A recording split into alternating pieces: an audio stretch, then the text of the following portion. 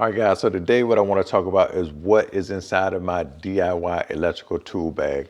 I just want to preface this by saying if you're not confident in doing any electrical work, absolutely contact a professional. Again, this is not going to be for to do anything extensive. It's just for some very, very basic electrical work, and that could save you tons of money. All right, so let me go ahead and start showing you some things here. This is going to be pretty quick.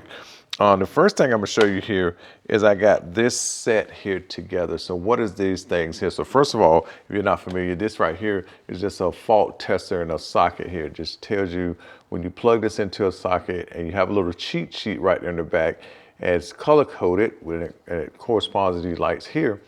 Just tells you what's going on with that socket if you're having a problem or not. All right, so that's pretty good. So this thing here is also, this right here came in a kit with that, what I just showed you. This is a voltage tester. So basically you would hold this near something that you know that is live before you use it to make sure that it beeps. Here's a little on button here.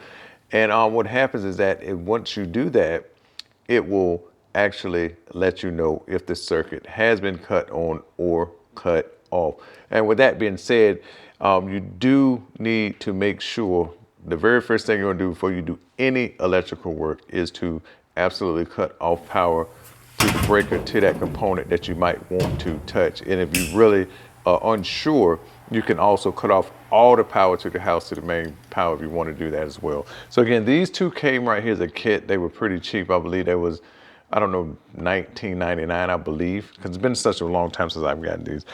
With that said, I actually have a second one of these. Now, actually, I bought this sometime after I bought this one here. And the reason why I bought this one here is that this one here actually has GFCI tested on it.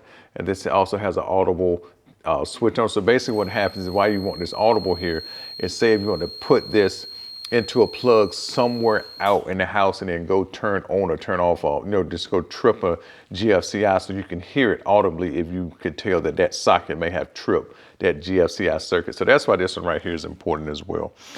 Now this one here is a bit more of an obscure tool right here. This right here is called the voltage claw. Has many tools on it. You can twist stuff here. It has hooks here. You can put stuff in here to turn things.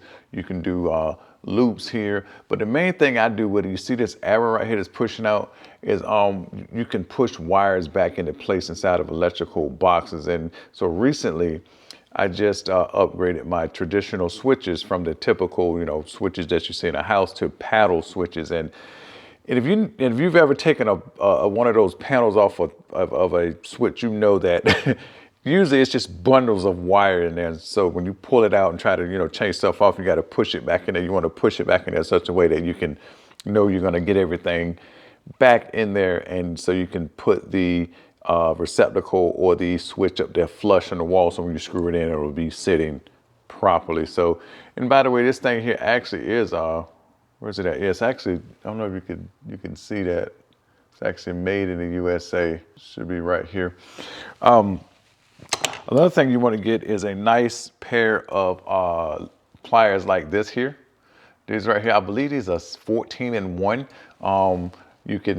They're little pliers here. They can strip wire here. You can do loops with them here, as you can see right here in the front, those two little holes. You can cut wires with them here. And they're pretty, and they're really sharp and really high quality. So you don't necessarily have to get these, but you need a pair of these. Now these right here, you definitely want to get some electrical rated screwdrivers. Now this kit here by Vera, you open up, this here is a 7-piece kit.